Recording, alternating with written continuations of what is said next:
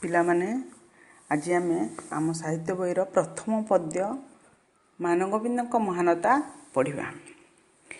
ମାନଗୋବିନ୍ଦଙ୍କ ମହାନତା ପଦ୍ୟର କବି ହେଲେ ସାରଳା ଦାସ।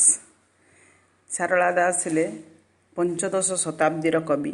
ତାଙ୍କ ସମୟରେ ଓଡ଼ିଶାରେ ରାଜୁତି କରୁଥିଲେ ସୂର୍ଯ୍ୟବଂଶୀ ରାଜା କପିଳେନ୍ଦ୍ର ଦେବ। କୁହାଯାଏ ସେ ତାଙ୍କ ସମକାଳ ମାନେ ସମାନ ସମୟରେ ମାନେ ଯେତେବେଳେ କପିଳେନ୍ଦ୍ର ଦେବ ଥିଲେ ରାଜୁତି କରୁଥିଲେ ସେହି ସମୟରେ ସାରଳା ଦାସ ଥିଲେ। ସାରଳା ଦାସଙ୍କ ପ୍ରକୃତ ନାଁ ହେଉଛି ସିଦ୍ଧେଶ୍ୱର ପରିଡ଼ା।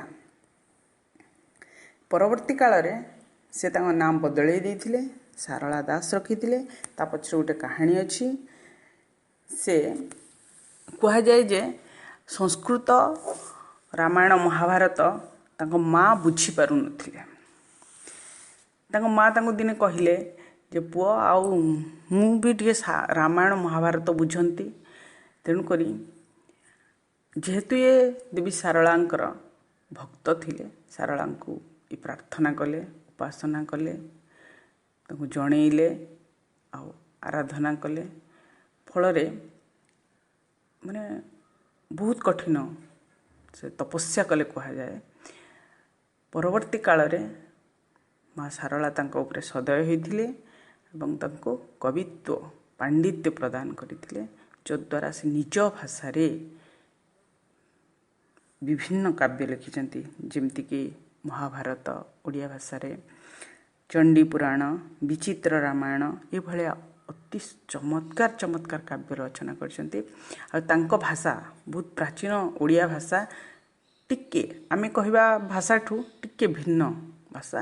ତୁମେ ଦେଖିବ ତାଙ୍କ ମାନେ ଲେଖା ଗୁଡ଼ିକ ସବୁ ଯେତେବେଳେ ପଢ଼ିବ ସେତେବେଳେ ଅନୁଭବ କରିପାରିବ ଯେ ତାଙ୍କ ଭାଷାଟି ଟିକେ ଭିନ୍ନ।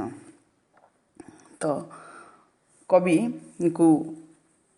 ନିଜକୁ କହୁଥିଲେ ଯେ ସେ ଶୂଦ୍ର ମୁନି ବୋଲି। ଶୂଦ୍ରର ଅର୍ଥ ହେଲା ଆମ ସମାଜରେ ବ୍ରାହ୍ମଣ, କ୍ଷତ୍ରିୟ, ବୈଶ୍ୟ, ଶୂଦ୍ର ଚାରିଟା ଶ୍ରେଣୀ ଅଛି, ବର୍ଗ ଅଛି ଜାତିର। ଶୂଦ୍ର ଉପର ତିନି ଜାତିର ସେବା କରନ୍ତି। ଯେହେତୁ କବି ମା ସାରଳାଙ୍କର ଭକ୍ତ ସେବକ, ତେଣୁକରି ସେ ନିଜକୁ ଶୂଦ୍ର ମୁନି ବୋଲି ଆଖ୍ୟାୟିତ କରିଥିଲେ। ସେ ଯେହେତୁ ଓଡ଼ିଆରେ ମହାଭାରତ ଲେଖିଥିଲେ, ତେଣୁକରି ତାଙ୍କୁ ଓଡ଼ିଶାର ବ୍ୟାସ ବୋଲି ମଧ୍ୟ କୁହାଯାଉଥିଲା। ଆଚ୍ଛା, ତ ଇଏ ହେଲା କବିଙ୍କ ସମ୍ବନ୍ଧରେ। ଆମେ ଏଇ ଯେଉଁ ମାନଗୋବିନ୍ଦଙ୍କ ମହାନତା ପଢ଼ିଲା ବେଳେ ଯେଉଁ ଚରିତ୍ର ଗୁଡ଼ିକ ଆମ ସାମ୍ନାକୁ ଆସିବେ, ସେ ଚରିତ୍ର ଗୁଡ଼ିକ ହେଲେ ଦୃଦକ୍ଷ, ଦୁର୍ଯ୍ୟୋଧନ, ଅଶ୍ୱତ୍ଥାମା, ଗୁରୁଦ୍ରୋଣ, ଦୃଷ୍ଟଦ୍ୟୁମ୍ନ, ଅଭିମନ୍ୟୁ, ଘଟୋତ୍କଚ, ଲକ୍ଷ୍ମଣ କୁମାର ଇତ୍ୟାଦି।